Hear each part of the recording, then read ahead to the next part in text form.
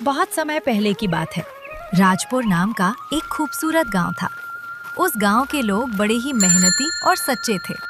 उसी गांव के किनारे एक टूटी फूटी झोपड़ी थी, जिसमें गोपाल अपनी पत्नी सरला और पोता मटरू के साथ रहता था।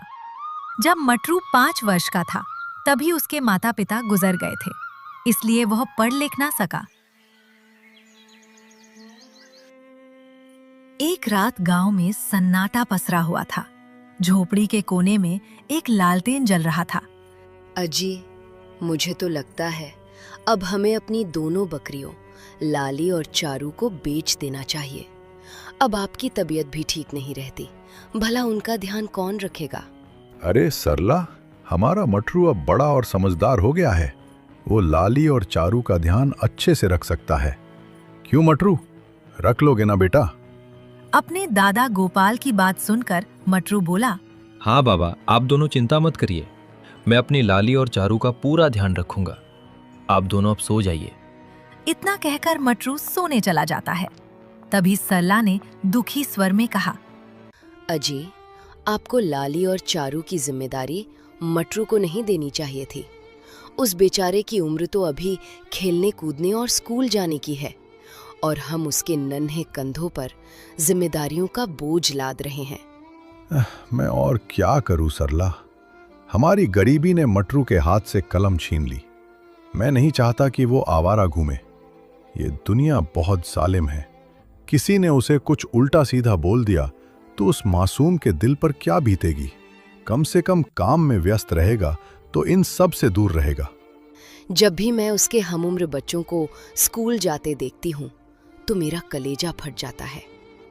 न जाने भगवान ने हमारे मटरू के नसीब में इतने दुख क्यों लिखे।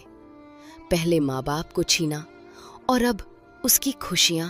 सरला, मुझे डर लगता है कि कहीं मटरू हमें गलत ना समझे। अपने बूढ़े दादा और दादी की बात मटरू चुपचाप सुन रहा था। उसके आंखों से आंसू बह रहे थे, लेकिन उसने सिसकी तक नहीं ली। उसने अपने होठ भींच लिए ताकि रोने की आवाज बाहर ना आए। उस पूरी रात मटरू सो ना सका और सोचते ही सोचते सुबह हो गई। मटरू अपने बिस्तर से उठा और बाहर आकर अपने दादा दादी को प्रणाम किया। सुप्रभात बाबा, सुप्रभात दादी। उठ गया मटरू बेटा। मुझे तो लगा कल तू पूरी रात सोया ही नहीं। नहीं बाबा, कल तो मैं बहुत थक गया था। मुझे तो खाट पर लेटते ही नींद आ गई। बेटा मटरू, जाकर हाथ मुंह धो ले और हमारे साथ नाश्ता करने बैठ जा। फिर मुझे और तेरे दादाजी को खेत पर भी जाना है। ठीक है दादी, मैं अभी फ्रेश होकर आया। फिर मटरू फ्रेश होने चला जाता है। फ्रेश होकर उसने अपने दादा दादी के साथ बैठकर नाश्ता किया। नाश्ता करने के बाद गोपाल और सरला अपने खेत पर चले जाते हैं। दरअसल गोपाल के पास थोड़ी सी जमीन थी, जिस पर खेती करके वो अपने परिवार का गुजर बसर करता था। उधर मटरू नहा धोकर पास के मंदिर में प्रार्थना करने जाता है। हे भगवान, मैंने तुझसे कभी पैसा, सोना, चांदी नहीं मांगा। बस तुझसे यही प्रार्थना करता हूँ कि मेरे दादा दादी को लंबी उम्र देना, क्योंकि तू तो जानता है उनके सिवा मेरा इस दुनिया में कोई नहीं।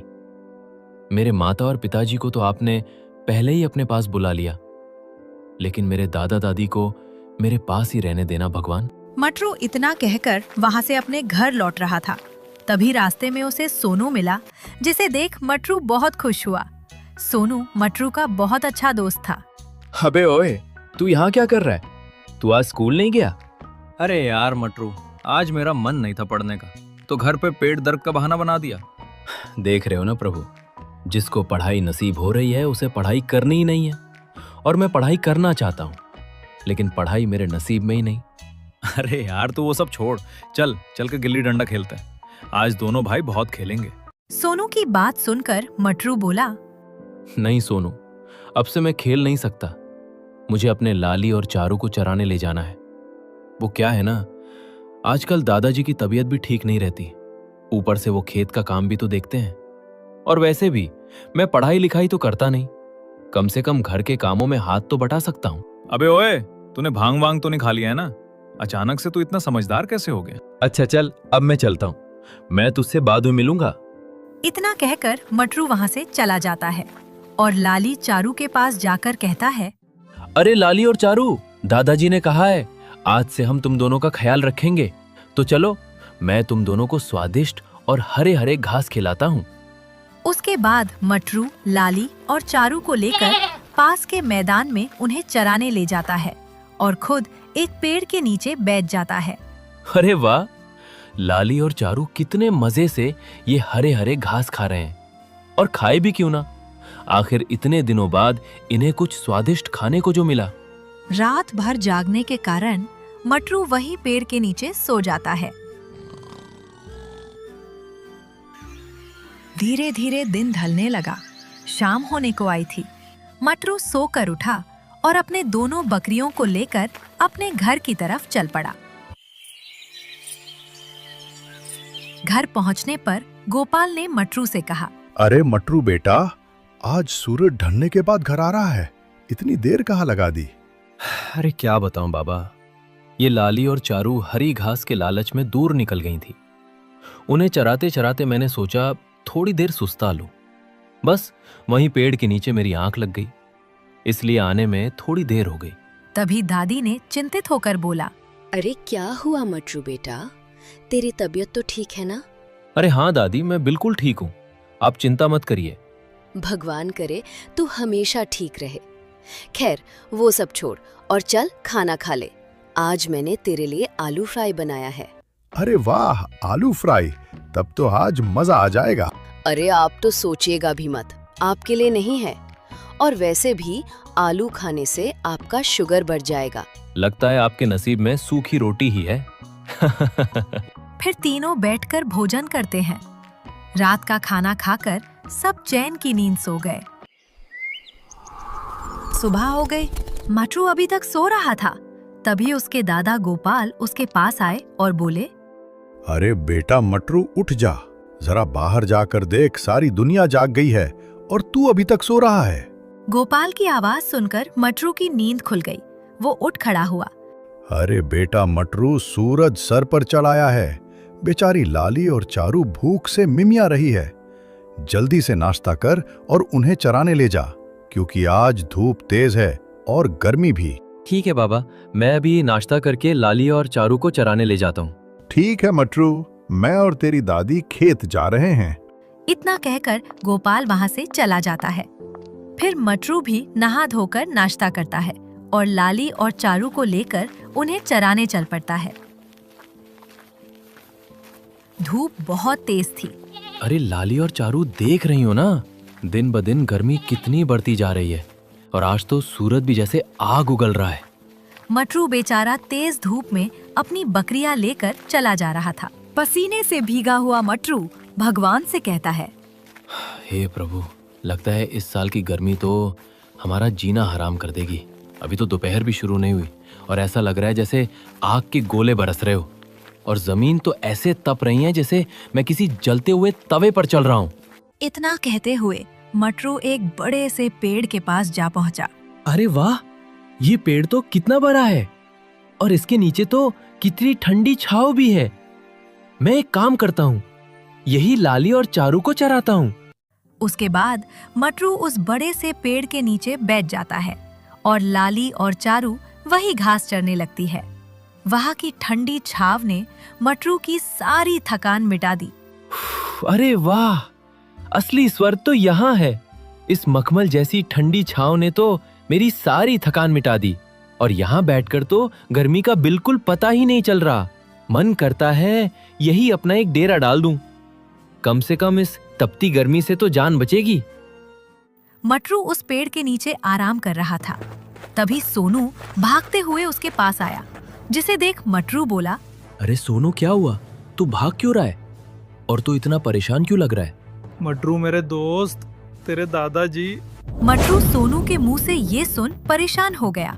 क्या सोनू, क्या हुआ मेरे बाबा को? मटरू, तेरे दादाजी खेत में काम करते करते बेहोश होकर गिर गए और सभी उन्हें तेरे घर लेकर गए हैं। ये सुन मटरू के पैरों के नीचे से जमीन ही खिसक गई। हे भगवान, मेरे बाबा को कुछ मत होने देना। तू चिंता मत कर मटरू, तेरे दादाजी को कुछ नहीं होगा। तू घर जा, मैं डॉक्टर को लेकर आता हूँ। मटरू भागकर अपने घर गया। वहां उसने देखा कि उसके दादाजी चारपाई पर लेटे हैं। तभी मटरू को देख दादी रोते हुए बोली, मटरू, देख तेरे बाबा को क्या हो गया। सुबह तक तो ठीक थे, लेकिन अचानक वो बेहोश होकर गिर गए। मुझे तो बहुत डर लग रहा है, कहीं ने कुछ हो गया तो मैं तो जीते जी मर जाऊंगी। दादी, आप चिंता मत करिए, सोनू गया है डॉक्टर को लेने, वो अभी आता ही होगा। आप हिम्मत रखिए, बाबा को कुछ नहीं होगा। कुछ ही देर में सोनू डॉक्टर को लेकर मटरू के घर पहुंचा। डॉक्टर साहब, देखिए ना मेरे बाबा को क्या हो गया, उन्हें कैसे भी करके ठीक कर दीजिए। देखो बेटा, तुम परेशान मत हो, मैं अभी तुम्हारे बाबा को देखता हूँ। फिर डॉक्टर ने गोपाल को चेक किया और गंभीर स्वर में कहा, देखो बेटा, गर्मी और कमजोरी की वजह से तुम्हारे बाबा को बहुत गहरा झटका लगा है, इसलिए इनके इलाज में कुल 10 से 15 हजार रुपए लगेंगे और सारी दवाइयां शहर से लानी होंगी। इतना कहकर डॉक्टर वहां से चला जाता है। शाम हो गई थी। कमरे में एक गहरी चुप्पी छाई थी। तभी सरला रोते हुए बोली, हे भगवान, तूने मुझ गरीब पर ये कैसा जुल्म किया। इतने पैसे हम कहाँ से लाएंगे। ये सब मेरी फूटी किस्मत की गलती है दादी। ना मेरे पास माँ बाप है और ना ही कोई डिग्री। अगर मैं पढ़ा लिखा होता तो नौकरी करके बाबा का इलाज करवा लेता, लेकिन अब मुझे समझ नहीं आ रहा मैं इतने पैसे कहाँ से लाऊं। नहीं मटरू, इसमें तेरी कोई गलती नहीं है बेटा। अगर हमने तुझे पढ़ाया लिखाया होता तो आज तू अनपढ़ नहीं रहता। सोनू उन दोनों की बातें सुन रहा था। उसकी आंखों में आंसू आ गए। तभी उसने मटरू से कहा, अरे मटरू, तू पैसे अपने मामा मंगतराम से क्यों नहीं मांग लेता? सोनू की बात सुनकर मटरू बोला, अरे हाँ सोनू, मैं तो भूल ही गया था। मैं बाबा के इलाज के लिए अपने मामा मामी से पैसे उधार ले लूंगा। मुझे यकीन है वो हमारी मदद जरूर करेंगे। दादी, मैं अभी जाकर मामा से पैसे लेकर आता हूँ। तब तक आप अपना और बाबा का ध्यान रखना।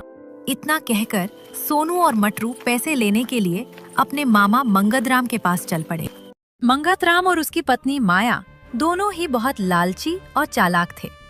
कुछ ही देर में मटरू और सोनू उनके घर पहुंच गए। अरे मटरू, तू इस वक्त यहाँ, क्या बात है? मामा जी, बाबा की तबीयत बहुत खराब है। डॉक्टर ने कहा है इलाज के लिए 15,000 रुपए चाहिए, इसलिए मैं बड़े उम्मीद से आपके पास आया हूँ। मटरू की बात सुनकर उसकी मामी बोली, देखो तो चले आते हैं मुंह उठा के पैसे मांगने। अरे पैसे क्या पेड़ पर लगते हैं? जो तुझे 15,000 रुपए तोड़ कर दे दे। और अगर हमने पैसे दे भी दिए तो हमें पैसे लौटाएगा कौन? तेरा वो बूढ़ा बाबा? और तू तो ठहरा अनपढ़ गवार, तुझसे तो उम्मीद भी नहीं है। मैं आपके आगे हाथ जोड़ता हूँ, बस एक बार हमारी मदद कर दीजिए। बाबा की हालत बहुत खराब है। जैसे ही बाबा ठीक होंगे मैं दिन रात मजदूरी करूंगा और आपकी एक एक पाई चुका दूंगा। अरे आया बड़ा, पाई पाई चुकाएगा? रहने दे मटरू, अपनी ये झूठी कस्मों का झोला कहीं और जाकर खोल। तू ठहरा अनपढ़ गवार, तुझे तो हिसाब तक करना नहीं आता। तू हमारे पैसा क्या चुकाएगा? और वैसे भी हमें अपनी गाढ़ी कमाई किसी कुएं में नहीं डालनी। मटरू बेचारा टूट गया। उसकी आंखों से आंसू छलक गए। सुन मटरू, रिश्ता अपनी जगह है और पैसा अपनी जगह। आज तुझे मैंने 15,000 रुपए दे दिए तो कल तू फिर किसी मुसीबत का बहाना लेकर खड़ा हो जाएगा। जा यहाँ से और दोबारा इस चौखट पे पैसे मांगने मत आना। मटरू और सोनू दोनों वहां से चले गए। मटरू बेचारा अंदर से टूट चुका था। सोनू, आज मेरे सगे मामा ने भी मेरी मदद नहीं की। अब मेरे बाबा का इलाज कैसे होगा? मटरू मेरे भाई, ये रिश्ते नाते सब दिखावा है। अरे लोग तो सिर्फ पैसों के लिए मतलब रखते हैं। आज तेरी इस गरीबी ने तुझे आईना दिखा दिया कि मुसीबत पड़ने पर अपने भी साथ छोड़ देते हैं। हाँ सोनू, मैं समझ गया हूँ कि बिना पैसों के इंसान की कोई कदर नहीं करता। लेकिन अब मैं दादी को क्या जवाब दूंगा? मैं तो एकदम अकेला हो गया हूँ। कुछ ही देर में दोनों मटरू के घर पहुंच गए। मटरू मेरे भाई, तू अकेला नहीं है, मैं हूं तेरे साथ, तू फिक्र मत कर। मैं अपने पापा से बात करूंगा, वो पढ़े लिखे हैं, वो जरूर तुझे समझेंगे और तेरी मदद करेंगे। सोनू के मुंह से ये सुन मटरू का दिल भर आया। सोनू, मैं तेरे इस एहसान का उम्र भर कर्जदार रहूंगा। भगवान ने भले ही मुझसे मेरे माँ बाप छीन लिए, लेकिन उसने मुझे तेरे जैसा दोस्त दिया।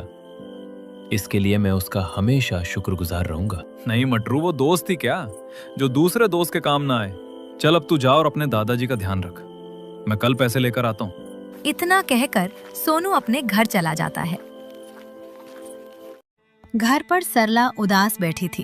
तभी मटरू अंदर आया, जिसे देख सरला बोली, मटरू, तू आ गया बेटा पैसे लेकर। अब लगता है तेरे बाबा ठीक हो जाएंगे।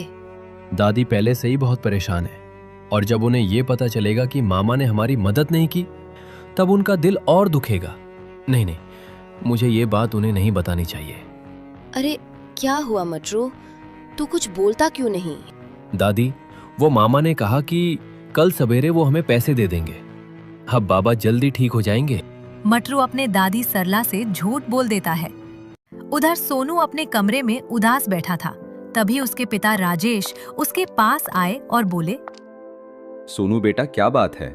जब से तू घर आया है तो कुछ परेशान सा लग रहा है। अगर कोई प्रॉब्लम है तो शेयर कर मुझसे, मैं तेरा पिता हूँ। पापा, मैं मेरे दोस्त मटरू के बारे में सोच रहा हूँ। उसके दादाजी की तबीयत बहुत खराब है और उनके इलाज के लिए उसके पास पैसे नहीं है। बेटा सोनू, मटरू के पिता क्या करते हैं? पापा, मटरू के माता पिता नहीं है। वो अपने दादा दादी के साथ रहता है और वो पढ़ा लिखा भी नहीं है कि वो कहीं नौकरी कर सके। सोनू की बात सुनकर उसके पिता राजेश ने कहा, अरे सोनू बेटा, तुमसे किसने कहा कि पैसे कमाने के लिए पढ़ाई लिखाई जरूरी होती है? बिना पढ़ाई के भी इंसान बहुत बड़ा बन सकता है। मैं कुछ समझा नहीं पापा। बेटा सोनू, तू सबसे पहले मुझे ये बता कि तेरे दोस्त मटरू के दादाजी के इलाज में कितने रुपए लगेंगे? पापा, डॉक्टर ने 15,000 रुपए कहा है। ठीक है, मैं कल तुझे 20,000 रुपए दूंगा। तू अपने दोस्त को दे देना। और एक बार मटरू के दादाजी ठीक हो गए तो मुझे मटरू से जरूर मिलाना बेटा। आप मटरू से मिलना क्यों चाहते हैं? मैंने मटरू के लिए कुछ सोचा है जिससे वह इस गरीबी से बाहर आ सकता है। सोनू इतना सुनकर बहुत खुश हो गया। अगली सुबह सोनू अपने पिता से पैसे लेकर मटरू के पास गया और बोला, अरे मटरू मेरे भाई, ये देख, पापा ने तेरे दादाजी के इलाज के लिए पूरे 20,000 रुपए दिए हैं। अब हम दादाजी का इलाज करवा सकते हैं। सोनू, आज तू नहीं होता तो मैं जाने में क्या करता। मेरे दोस्त, तेरा दिल से धन्यवाद। अरे वो सब छोड़ और चल दादाजी के लिए शहर से दवाइयाँ लेकर आते हैं। हाँ ठीक है सोनू, लेकिन पहले दादी को ये खुशखबरी तो दे दूं। अरे हाँ, दादी है कहाँ? दादी मंदिर गई है, चल उन्हें चलकर ये खबर देते हैं। फिर दोनों दोस्त सरला के पास जाते हैं। सरला मंदिर के बाहर हाथ जोड़े खड़ी थी।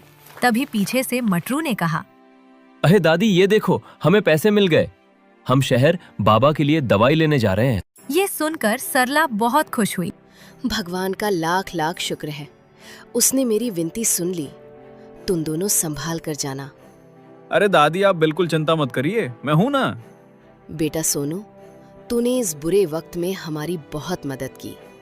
भगवान करे तुझे दुनिया की हर खुशी मिले। फिर मटरू और सोनू दवाई लेने के लिए शहर चल पड़े। धीरे धीरे एक सप्ताह बीत गया। मटरू के दादा गोपाल की तबीयत अब ठीक हो गई थी। एक दिन मटरू ने अपने दादा गोपाल से कहा, दादाजी, अब आपकी तबीयत कैसी है? पहले से ठीक हूँ बेटा, बस थोड़ी सी कमजोरी महसूस हो रही है। अरे दादाजी, आप चिंता मत करिए, वो भी कुछ दिनों में ठीक हो जाएगी। सभी बहुत खुश थे।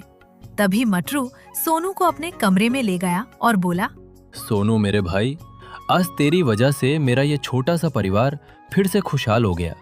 मुझे तेरे पिताजी से मिलकर उनका धन्यवाद करना है। इतना सुनते ही सोनू को कुछ याद आया।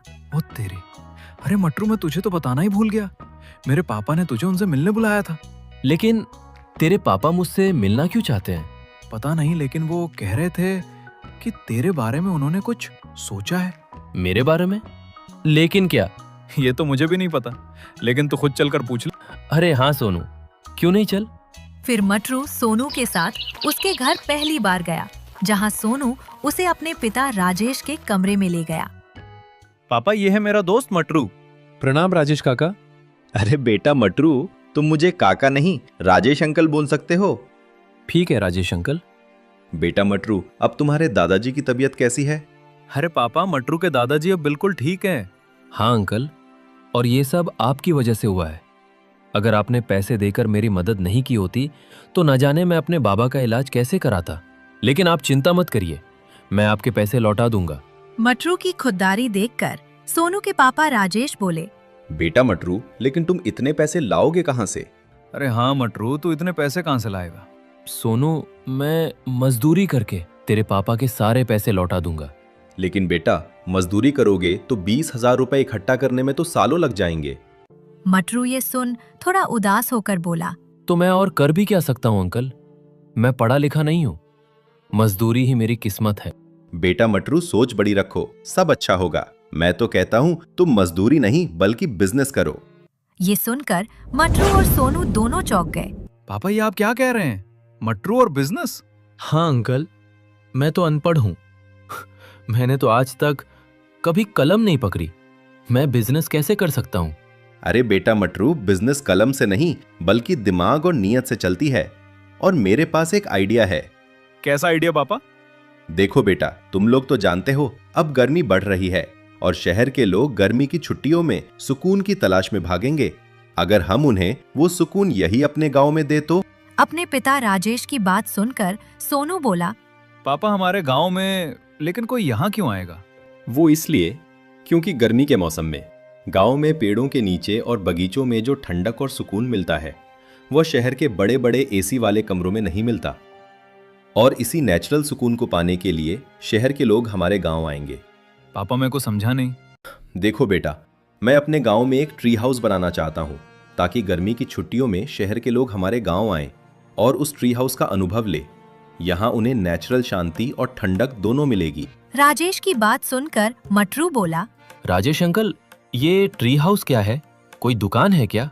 अरे नहीं मटरू, पेड़ के ऊपर बने घर को हम ट्री हाउस कहते हैं। तो इसका मतलब हम पेड़ पर घर बनाकर शहर के लोगों को उसे किराए पर देंगे।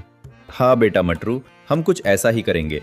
राजेश के आइडिया को सुनकर मटरू और सोनू दोनों खुश हो गए।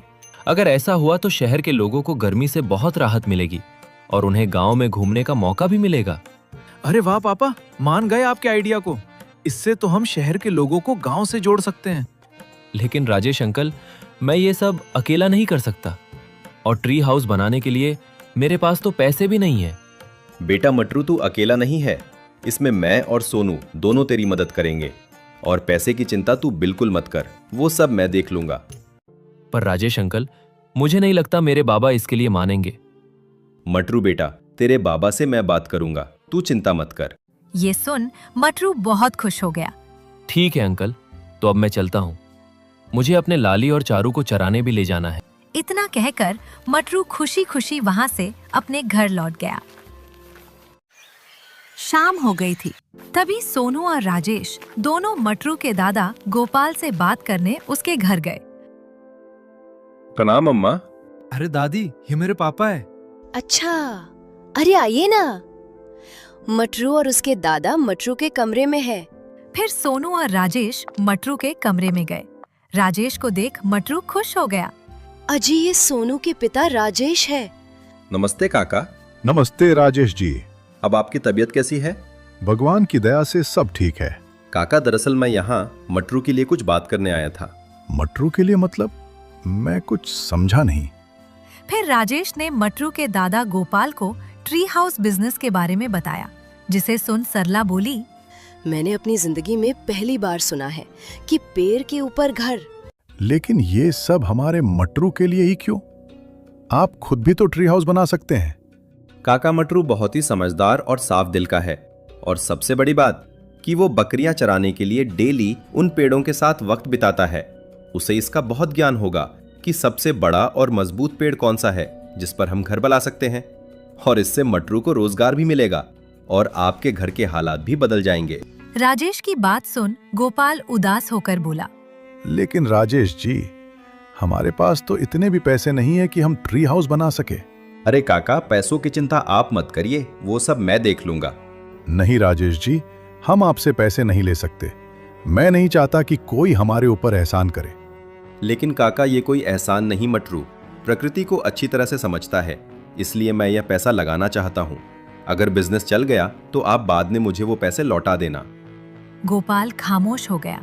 तभी सरला बोली, अजी इतना क्या सोचना, अगर इससे हमारे मटरू की जिंदगी बदलती है तो अच्छा ही है ना। ठीक है, मैं तैयार हूं। जहां मेरे मटरू की खुशी, वही मेरी भी। इतना सुनकर मटरू बहुत ज्यादा खुश हो गया। अब इस खुशी के मौके पर आज मैंने खाने के साथ खीर भी बनाई है। चलिए आज सब साथ बैठकर खाना खाते हैं। अरे हाँ दादी, क्यों नहीं। वैसे भी मैं जब से यहाँ आया था मुझे बहुत ही टेस्टी खुशबू आ रही थी। फिर सभी साथ बैठकर खाना खाते हैं। पहला निवाला खाते ही राजेश ने कहा, अरे वाह अम्मा, आपके हाथों का स्वाद तो लाजवाब है। ऐसा देसी खाना तो बचपन में मेरी माँ बनाया करती थी।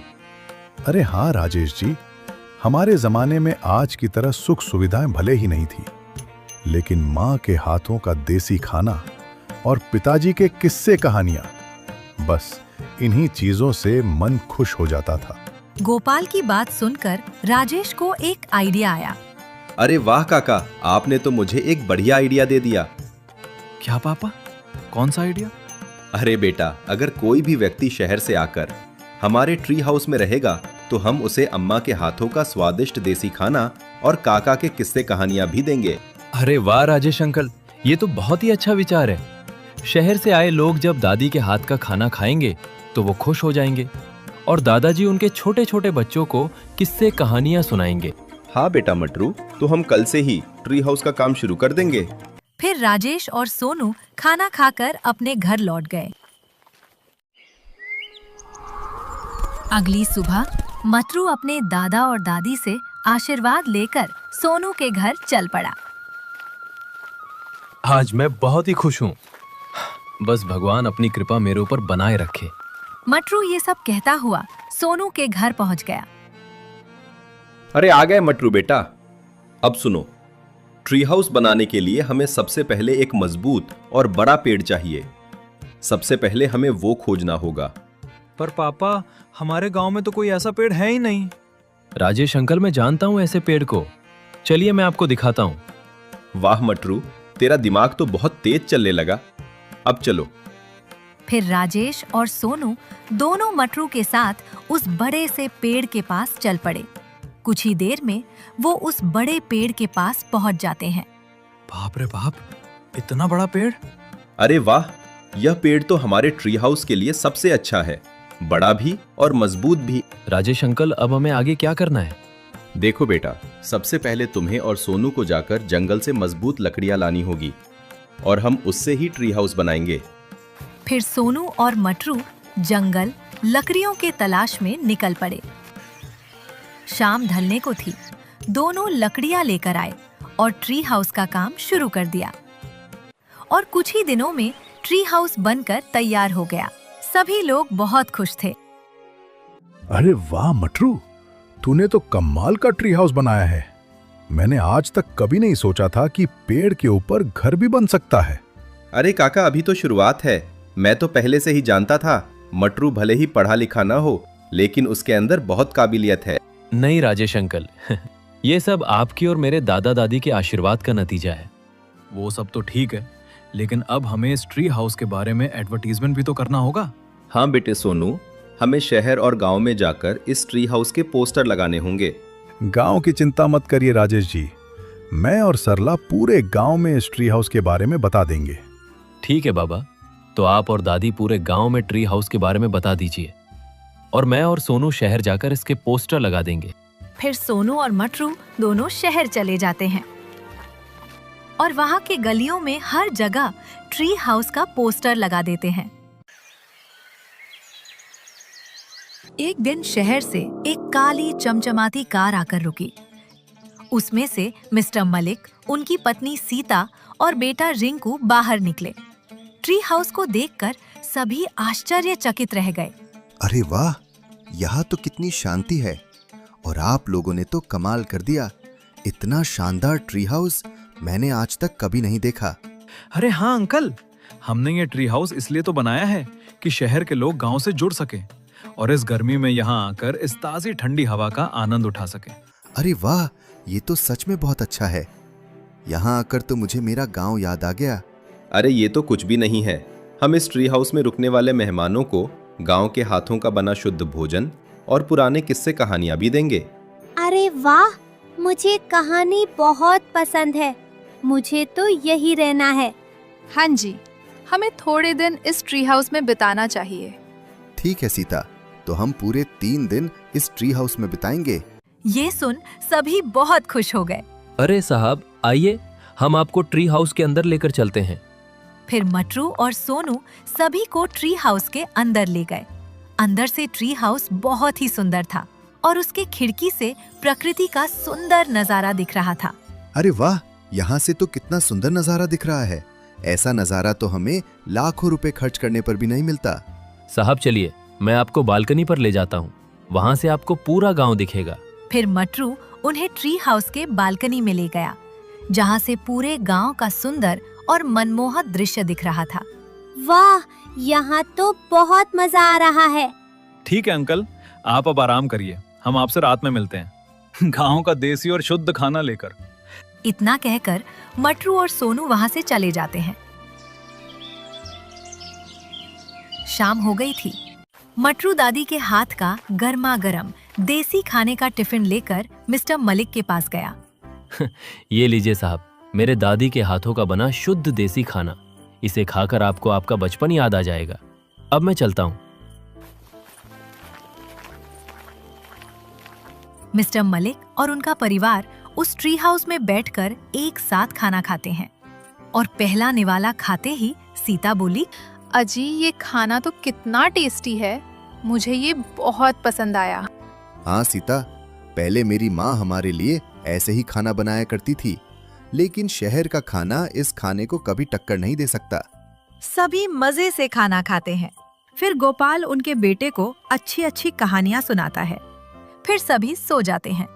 देखते ही देखते कब 3 दिन बीत गए पता ही नहीं चला। राजेश जी, आप लोगों ने मुझे मेरा बचपन याद दिला दिया, इसलिए आप लोगों का बहुत बहुत शुक्रिया। अरे अंकल, आपको हमारा ट्री हाउस पसंद आया? हमारे लिए यही खुशी की बात है। अब आप शहर जाकर सभी लोगों को इसके बारे में बताइएगा। अरे हाँ बेटा, मैं एक रिपोर्टर हूँ। मैंने तुम्हारे ट्री हाउस के कुछ फोटोग्राफ्स अपने फोन में खींच लिए हैं। मैं इस पर एक बढ़िया आर्टिकल लिखूंगा। फिर मिस्टर मलिक ने मटरू को 50,000 रुपए का चेक दिया और वहां से चले गए। मटरू अपनी पहली कमाई देखकर उसके आंखों में खुशी के आंसू आ गए। राजेश अंकल, ये लीजिए मेरी पहली कमाई। ये सब आपकी वजह से हुआ है। नहीं मटरू बेटा, ये चेक तुम अपने दादा दादी को दो। ये सब उनकी ही कृपा से हुआ है।